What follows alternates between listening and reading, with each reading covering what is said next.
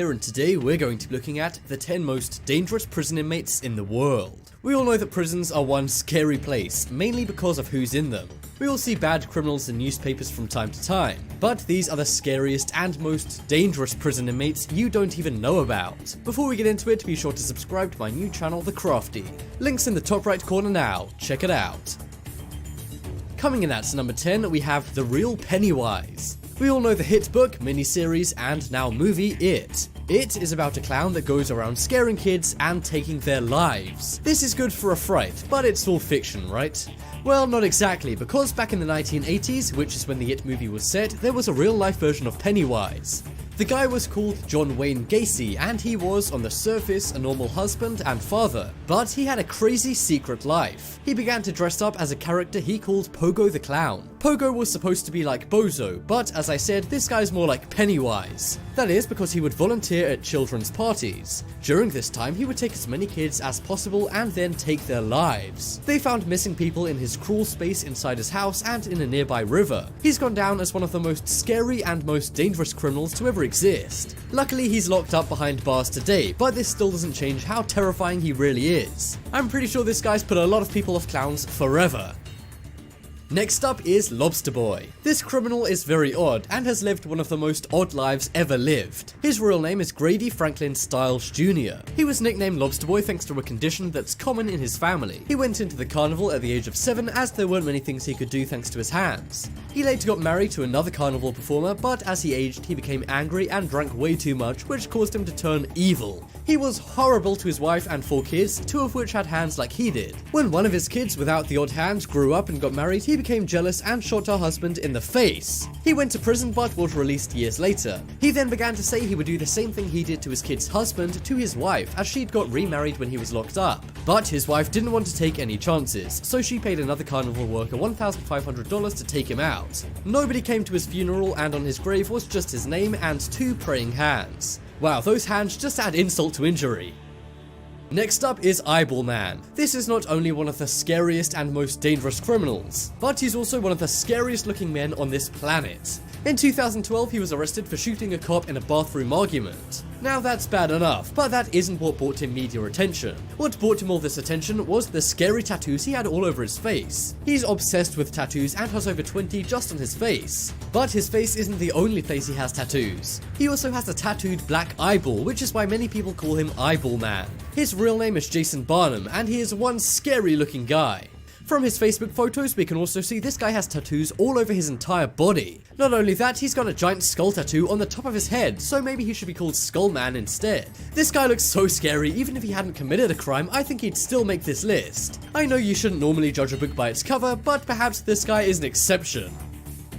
Coming up next is the Red Ripper. This guy's nickname is the Red Ripper. It's a parody of Jack the Ripper, who took the lives of hundreds of women in England many years ago. And the red part is because this guy's from Rostov in the Soviet Union, which is now Russia. His real name is Andrei Chikatilo, and he took the lives of over 52 women and children over a span of 12 years. He was a suspect in many crimes for many years, and was in and out of jail. But there was never enough evidence to convict him of anything serious. Finally, after a police snare in 1990, he was caught and confessed to taking 36 people's lives. But this was found to be an understatement, and he was convicted of doing this to 52 people in 1992. However, it seems the Russian police wanted him to get some karma, so they took his life as a punishment. I'm not trying to make fun of anyone's appearances here either, but this guy looks seriously creepy as well. He just looks like a typical James Bond villain, don't you think?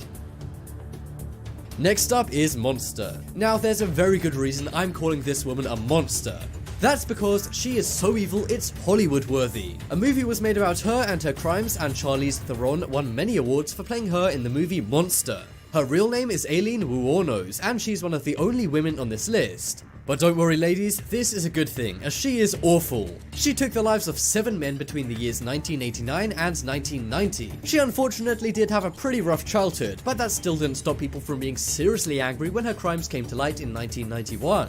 She was arrested and confessed to everything 4 days later. She remained in jail for about 11 more years until she passed away herself thanks to the jury vote. In court she was acting crazy and freaked out all the jurors and even the judge. The reason she got such a harsh sentence is because she showed absolutely no remorse and said she would happily do it all again. Next up is game show contestant. This is not only one of the most scary and dangerous men ever, but one of the creepiest. His name is Rodney Alcala, and he took the lives of 5 women in the 1970s. But he subsequently admitted to doing this 34 more times. And now cops believe he's done this more than 140 times across the USA after more investigations. But the creepy thing about this guy that he will always be remembered for is appearing on a game show called The Dating Game. And believe it or not, he actually won. He was introduced by the host as a photographer, which is creepy as he would lure his victims, who were mainly models, to him by saying this. In the show, the woman would ask questions to a bunch of guys to determine which guy was the best to go out with according to the audience. One of the women, named Cheryl's question said, "What's the best time?" He replied, "Nighttime, because night is the only time there is, and night is when things really get good." There were a lot more creepy answers to questions I won't even get into, but in the end, she said he was too creepy to go out with despite him winning. Talk about good judgment. Well done, Cheryl, you quite literally dodged a bullet. Next up is Underwear Strangler. Yeah, as you can tell by this guy's name, he is seriously strange. This guy's real name is Johann Unkenwagen, but he went as Jack. He's Austrian, and ever since his youth he was in and out of jail for petty theft and things like that. But in 1974 he changed for the worse. He strangled a woman with her own bra until she passed. He then did this to around 40 more women and then moved to LA where he did it some more. He got caught but was somehow freed from prison, but then later went on to do it 4 more times. Finally, the LAPD stopped him and he was given a life sentence. But the creepy thing about this guy is he was writing for magazines during all this and people didn't even know it was him writing. Imagine your favorite columnist doing something like this. I don't know about you, but that would really freak me out. And even after he went to jail, he was still writing in his cell. He was in prison for around 4 years, but then chose to take his own life by a similar method he used on other people. I guess that's karma for you. Next up is Human Plague. This is a nickname nobody wants to have, unless perhaps you're Mary Malone. This woman holds the all-time record for taking the most lives accidentally. She was a cook in New York to wealthy families and in some offices too, but everywhere she went, a terrible scenario seemed to play out.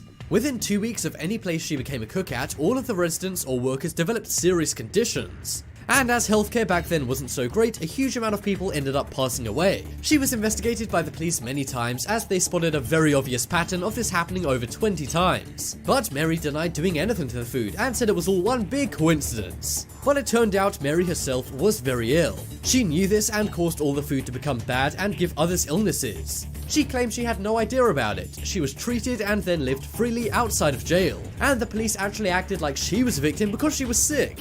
But in a diary entry found decades later, she revealed she knew about her condition the entire time. Watch out for your lunch, ladies, kids. Next up is BTK. This guy's real name is Dennis Rader, but the authorities and the media called him BTK. I'm not gonna go into what that means, but suffice to say, it ain't nice. Between 1974 and 1991, he took the lives of at least 10 people in Kansas, USA. Much like the Zodiac, he would taunt and tease the police with letters mocking them for not being able to catch him. But these letters actually led to his eventual arrest in 2005. But the kicker is how they found out the BTK was Dennis. He sent them a floppy disk with a message making fun of the police who couldn't catch him. But from that, they extracted a deleted file about his church, as he was an avid member surprisingly. They then used DNA evidence of him on the floppy disk and at the church and finally tracked him down and arrested him. He was found guilty of 10 people's passings and was sentenced to jail time in 2005. And this criminal is still behind bars today. But don't worry, the judge says he's never coming out. Next up is Hands On. This man is famous as he took over 5,000 lives just by using his hands, hence the nickname Hands On. His real name was Saul Fiklar, and he was around during the Ottoman Empire. He took an average of 4 lives per day for 5 years. But how did he do it with his bare hands? Well, it was all by strangling. Believe it or not, he did this to every person, and it worked every time. He was either very strong or very skilled, but he's definitely a madman. This one is pretty historic, going all the way back to the Ottoman Empire, but there were terrible people back then too, I guess. He had no motive, or at least no known motive, and historians say he would make an amazing athlete today. But to top it all off, he actually worked for the ruler of the Ottoman Empire at the time and was their royal gardener. But he never went after the ruler or anyone of much importance. Maybe that's one tangle he knew he wouldn't have won.